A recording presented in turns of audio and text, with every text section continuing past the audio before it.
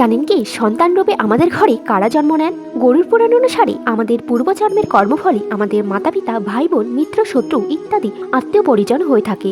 তবে সন্তান রূপে আমাদের গৃহে কেউ পূর্বজন্মের সম্বন্ধেই জন্ম নেন, যাকে শাস্ত্রে 4 প্রকার বলা হয়েছে। 1 নম্বরে এরানুবৎ পুত্র। পূর্বজন্মে এমন ব্যক্তি যার থেকে আপনি ঋণ নিয়েছিলেন বা কোনো প্রকারে তার ধন সম্পদ নষ্ট করেছেন, সে আপনার গৃহে সন্তান রূপে জন্ম নেন। আর সেই পুত্র বা কন্যা আপনার অর্থ, রোগ ব্যাধি বা খারাপ কার্যের ফলে ততক্ষণ নষ্ট করে যতক্ষণ তার পুরো হিসাব প্রাপ্ত না হয়। 2 নম্বরে শত্রুপুত্র। পূর্বজন্মে কোনো শত্রু তার বদলা নেবার জন্য আপনার গৃহে সন্তান রূপে জন্ম নেন, আর বড় হওয়ার সঙ্গে সঙ্গে মাতা পিতার সঙ্গে লড়াই ঝগড়া শুরু করেন এবং সারা জীবন মাতা পিতাকে কোনো প্রকারে কষ্ট দিতে থাকেন। 3 নম্বরে আছেন উদাসীন পুত্র। এই প্রকারের সন্তান না মাতা পিতার সেবা করেন, না তাদের কোনো সুখ দেন। এই সমস্ত সন্তান কখনোই মাতা পিতার চিন্তা করেন না।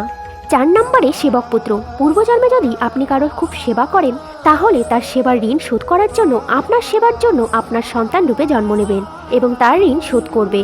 আর এই 4 প্রকার শুধুমাত্র মানুষজনিতেই নয়, যে কোনো জীব ও প্রাণীর ক্ষেত্রেই ফলিত করতে পারে। যদি আপনি পূর্বজন্মে কোনো গরুকে নিঃস্বার্থভাবে পালন পোষণ করেন, তাহলে সে পুত্র বা পুত্রী রূপে জন্ম নেবে। আর যদি আপনি কোনো নির্দয় প্রাণীকে বিনা কারণে কষ্ট দেন বা মৃত্যু দেন, তাহলে সে আপনার শত্রু রূপে জন্ম নেবে। হরে কৃষ্ণ।